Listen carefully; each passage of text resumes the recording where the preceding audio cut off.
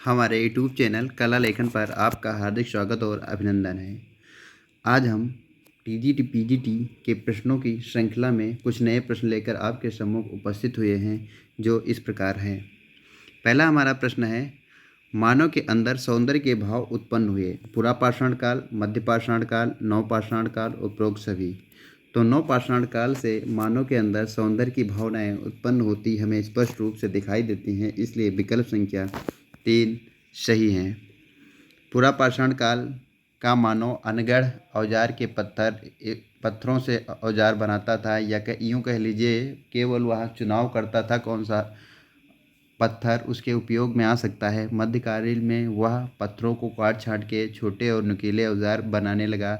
नवपाषाण काल में इन्हीं औजारों पर पॉलिश करके चमकाने लगा, इसलिए यह प्रवृत्ति उसके अंदर सौंदर्य के भावों को दर्शाती है। तो इसीलिए यहाँ पर विकल्प संख्या 3 नवपाषाण काल सही होगा, क्योंकि यहाँ पर वह अपने औजारों को पॉलिश करके चमकाने लगा था, जो कहीं न कहीं उसके अंदर चल रहे मन में सौंदर्य के लगाव को दर्शाता है। अगला हमारा प्रश्न है, पंचमढ़ी से संबंध नहीं है। संगीत का आनंद लेते प्रेमी युगल, महादेव पर्वत, चित्रों के 3 स्तर मिले हैं, ग्राम्य जीवन। तो ग्राम्य जीवन जो चित्र है यह भीमबेटका से मिला है, इसलिए विकल्प संख्या 4 सही होगा। इसके अलावा संगीत का आनंद लेते प्रेमी युगल, महादेव पर्वत और यहाँ पर 3 स्तर चित्रों के मिले हैं, इसलिए विकल्प संख्या 4 यहाँ पर सही होगा। शेष का संबंध पंचमढ़ी से है। अगला हमारा प्रश्न है, माता पुत्र भित्ति चित्र निर्मित हुआ है। एम एफ हुसैन द्वारा, रविन्द्रनाथ टैगोर द्वारा, अजंता में, बाग में। तो माता पुत्र चित्र जो है वह अजंता में है, इसलिए विकल्प संख्या 3 यहाँ पर सही होगा।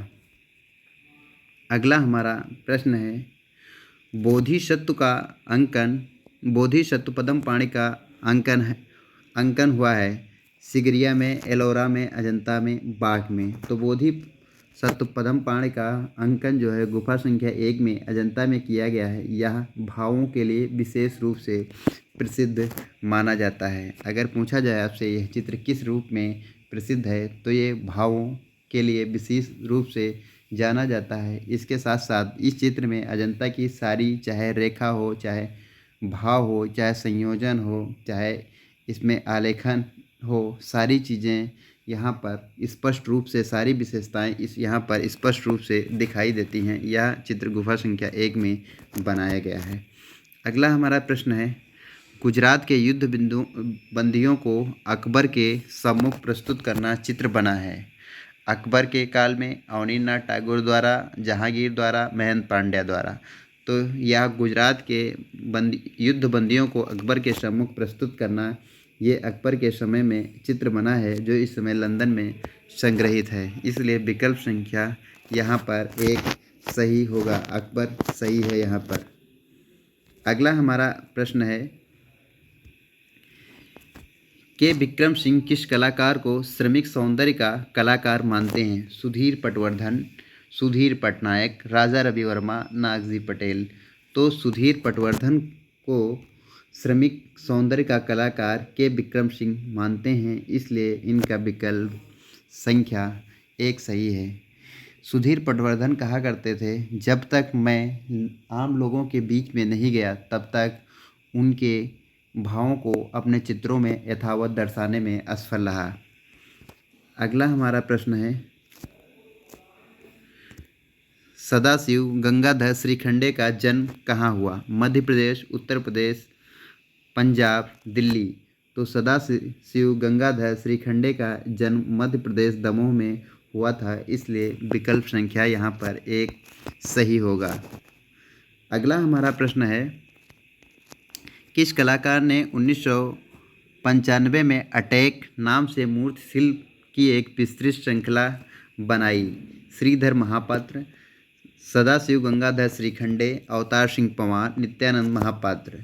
तो सदाशिव गंगाधर श्रीखंडे ने अटैक नाम से एक मूर्ति श्रृंखला का निर्माण किया था, इसलिए विकल्प संख्या यहाँ पर 2 सही होगा। अगला हमारा प्रश्न है, सदाशिव गंगाधर श्रीखंडे का संबंध किस महाविद्यालय से है? Lucknow college of art, Bengal college of art, J school of art, Bharat Bhavan. तो इनका संबंध जो है लखनऊ कॉलेज ऑफ आर्ट से रहा है, इसलिए विकल्प संख्या यहाँ पर 1 सही होगा। अगला हमारा प्रश्न है, बाइगोन हिस्ट्री किस कलाकार ने बनाया? डॉक्टर जगदीश चंद्र केश, अनुपम सूद, विनय शर्मा, विजेंद्र शर्मा।